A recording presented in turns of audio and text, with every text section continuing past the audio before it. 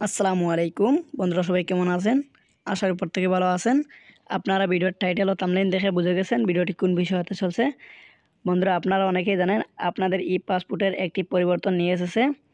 তো আজকে আমি জানিয়ে দিব ই পাসপোর্টের কি সেই পরিবর্তন নিয়ে এসেছে। বন্ধুরা, এখন দেখতে পাচ্ছেন ই পাসপোর্ট নিয়ে নতুন সিদ্ধান্ত।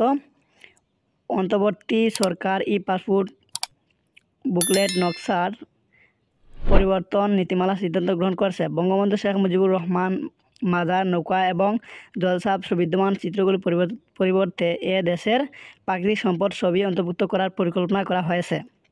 রোববার 19 জানুয়ারি এটা তারা করেছে। নির্ভরযোগ্য একটি সূত্র তথ্য নিশ্চিত করে জানায়, নকশা পরিবর্তনের এই কার্যক্রম বাস্তবায়নে স্বরাষ্ট্র মন্ত্রণালয়ে সুরক্ষা সেবা বিভাগ কাজ করে যাচ্ছে। উল্লেখ্য, 2020 সালের 22 জানুয়ারি বাংলাদেশ বিশ্বের 119তম এবং দক্ষিণ এশিয়ার প্রথম দেশ হিসেবে ই পাসপোর্ট যুগে প্রবেশ করে। ই পাসপোর্টে ব্যবহৃত অন্যতম প্রধান সুবিধা হলো এর মাধ্যমে ই গেট ব্যবহার করে ভ্রমণকারীরা দ্রুত ও সহজে ইমিগ্রেশন প্রক্রিয়া সম্পূর্ণ করতে পারে। ফলে বিমানবন্দরগুলোতে ভিসা চেকিংয়ের দীর্ঘ লাইন এড়ানো সম্ভব হয়। তো এখন নতুন নকশায় কি থাকবে সেটা বলি।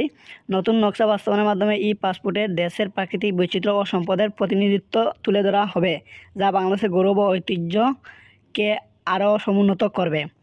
তো আপনারা বুঝতে পারছেন, তো নতুন পরিবর্তনে কী কী আনাবে। নতুন নকশা বাস্তবায়নের মাধ্যমে ই পাসপোর্টে দেশের প্রাকৃতিক বৈচিত্র্য ও সম্পদের প্রতিনিধিত্ব তুলে ধরা হবে।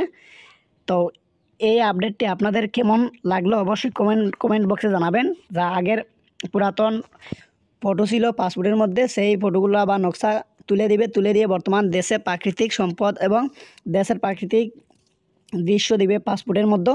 তো এটা আপনাদের কেমন লাগছে, ভালো নাকি খারাপ লাগলো এই সিদ্ধান্তটা, আপনি কমেন্ট বক্সে জানাবেন। তো আজকের মতো এখানে বিদায়। আসসালামু আলাইকুম।